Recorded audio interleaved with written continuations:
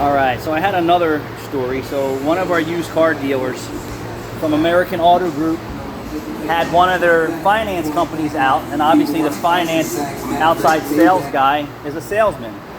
And he was telling American Auto Group, who's been in business for years and years and years and years, to stop doing bad deals for them. Stop doing bad deals for them. So the finance company, it could be any one of them, but these are the companies that specialize in bad credit people, right? So when the outside salesperson for the finance company says that stop making bad deals with our customers, they're the leads that you're sending them to try and convert. And I call that a bucket of throw up. And then even, also I'll just give you some background. My father comes from collections, and there's all type of paper that you can collect. And there's collection agency debts that have been passed around for years and years and years and years, which are the garbage of garbage.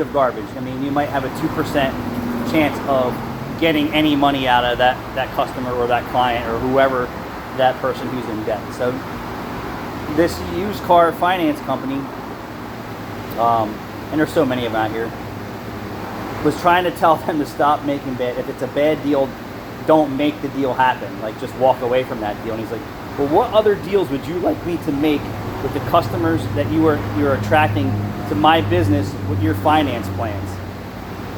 And I agree with you. And that goes for similarities to marketing, right? So we'll just say our marketing or other people's marketing. In the industry, we call it bottom feeders. It's just the way it is. And one of the YouTubers said that if you want to catch bottom fish, then you're fishing with bottom fish bait. If you want to catch top fish, then you got to fish with top bait. And I completely agree with that. And I'm going to just talk randomly here. I just wanted to give you that scenario. So their outside salesperson was saying, make better decisions and deals with the deals that we're sending you. Well, if all your deals stink, as the ups we call them, this is our up, an opportunity to try and make a deal with the customer, and the deals go bad more than ever, it's because of the marketing that you're doing that's driving that traffic or that person or that individual. And then we had a Porsche here on the lift next to a BMW that was getting an oil change earlier. And my Mercedes-Benz mechanic, that's what he specializes in. He does rarely does any domestic work. And he said, hey, what's the BMW here for? I was like, basic oil change, just, maintenance. And we did use BMW approved oil. And then he said, what's the Porsche here for? And I said, this is pretty much a waste of my time. But I said, I figured I would just try and do something. So the story is that they were at the dealership with a Porsche Cayenne. Yeah. Older Porsche Cayenne, 170,000 miles. I do my walk around. The rear brakes show issues of not working calipers or sticking pads or something like that. That's not why they're here. Headlight warning on the dashboard, that's not why they're here. They're here for an exhaust leak. They were at the dealer. The dealer told them that if they don't want to buy a direct fit converter from them, which has to be made from Germany, Porsche, wherever, and it's going to be a month or so, they go to Meineke and see if they can help you. So we call Porsche, we confirm what they're saying, and I will not put anything on that car other than direct fit dealer part. I have enough nightmares here than sleepless nights over shit, so I'm trying to eliminate that.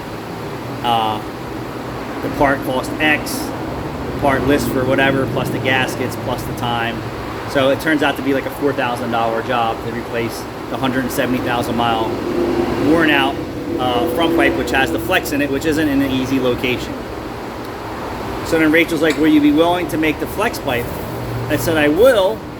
I said, but I'm only willing to do it for a certain amount of money. And I'm going to tell you, I want $1,000, and I don't care what anyone says. $1,000 for my skills and ability to work on a nightmare job like that on a 170,000 mile worn out piece of exhaust system for their car, which should only mean headaches for me in the end, because then I never had a check engine light on until you worked on it, and on and on and on with the bullshit that could possibly happen, right? That doesn't even include oxygen sensors that may not even come out of a 170,000 mile exhaust system. which we didn't even tell them that you have a potential chance of another $1,000 or more of electronics needed. Yep. On top of not tuning it up, on top of not fixing the brakes or the headlight out.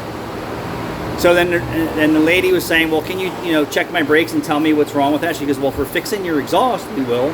She goes, but if you want us to order this part, it's got to be paid in full. It's special order, and we'll call you when it comes in. There's no refunds on this. And then she goes, and then Anthony said that he would do a flex plate for you, but his price to do that job is $1,000. And she's like, well, can I get a discount on that? No, we're not doing it. And even touch your car, you're asking me for a discount.